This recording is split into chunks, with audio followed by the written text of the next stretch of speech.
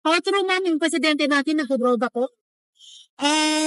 Well, mag-assume na lang tayo na totoo dahil ayaw niya magpa-drug test. Meron siyang video ng paggamit ng droga na hindi nila ma-deny kasi authenticated. Fantastic nila. Do you think na kasama ba ito sa kaso para sabi sa Duterte? And what's your comment on this if you want? Oo. Sinabi ko na nga wala namang ibang ginawa ang administrasyon na ito kundi pamumulitika lang at paninira sa mga kalaban nila sa politika. Kung napansin ninyo, noong lumabas yung malaking issue ng blanco sa mga blanco sa budget. At maraming nagtatanong at maraming nagsasabi na unconstitutional yung budget na tinanong kung paano naging legal yung paggamit nila ng pera, puro blanco yung nasa loob ng budget, ay lumabas yung impeachment ko. Yun. Tapos, nung nagkaroon ng malaking krimen sa Estados Unidos na merong namatay dahil sa drug overdose, at kung makikita ninyo doon sa police report ay nandoon na pangalan ni First Lady Lisa Marcos na isa sa mga tao doon sa loob ng kwarto kung nasaan yung tao ay nag-overdose sa suspected drug overdose sa hotel room, at ang daming nakikitang white powder substance na sinabi doon sa police report ay suspected cocaine din, ay bigla nilang kinuha si Pangulong Duterte.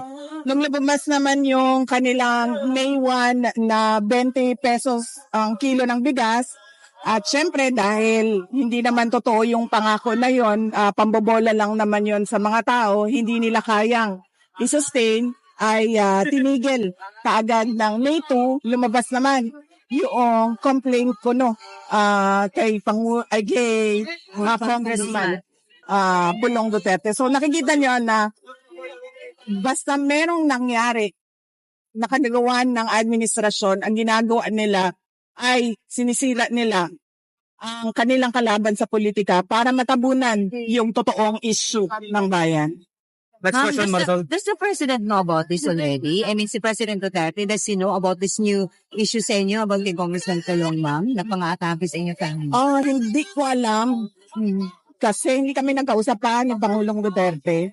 At hindi din kami nagkausap ni Congressman Pulong. Pero nakita ko siya na nagpa-interview siya doon sa labas ng detention center.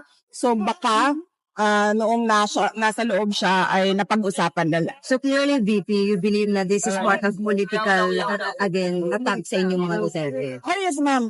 Sabi ko na nga, every time nagkakaroon sila ng issue, malaking issue na kabalbalan na ginagawa nila, ang kanilang cover sa mga issue na ito ay atakihin yung kalaban nila sa politika.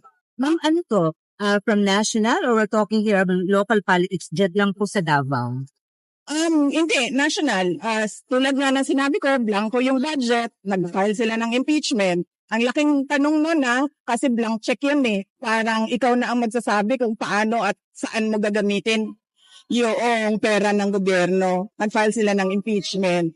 Nung nagkaroon ng drug overdose at merong namatay sa Amerika at nandoon sa loob ng kwarto si First Lady Lisa Marcos, at nandoon sa police report, cocaine yung sinasabing nagkalat doon sa kwarto na yon, ay bigla na lang nilang hinila, kinidnap, kinuha, dinukot si Pangulong Duterte. Ngayon naman, 20 pesos ang kilo ng bigas, isang araw lang, tapos na, wala na.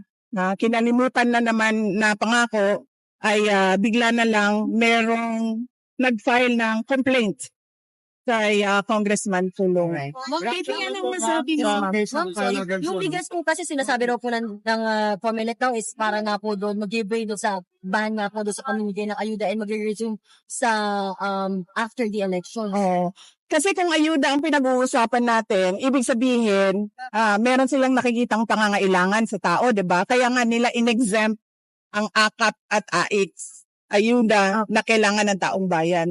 So lalong-lalo na yung 20 pesos na kilo ng bigas, lalong kailangan ng mga gutom yun. Huwag nilang i-excuse. Hindi talaga nila kaya gawin yan. Hindi sila marunong paano gawin yan. At nagsisinungaling lang sila kasi nagpapanik sila sa pagbagsak ng ratings ng kanilang mga kandidato. Last two question. Yung sa, anong reaction nyo sa case na nag-file against Pulong, Congressman Pulong? Yung sa tapat. Na-answer na po yun, sir.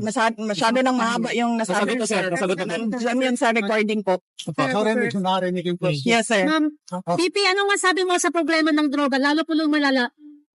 Opo, ma'am. Yan ang sinabi ko, ma'am. Kapag ang ulo lulong sa droga, lahat ng kamay at paa, lahat yan magdodroga na rin kasi wala na silang respeto sa authority.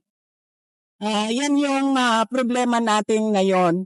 Lahat ng tao, nagkakanya-kanya na ang mga illegal at kriminal. How true, ma'am, yung presidente natin nagdodroga po? Well, mag-assume na lang tayo na totoo dahil ayaw niya magpa-drug test. Meron siyang video ng paggamit ng droga na hindi nila ma-deny kasi authenticated. Tapos, hinamon siya ng isang senator candidate na magpa-drug test, ayaw niyang magpa-drug test.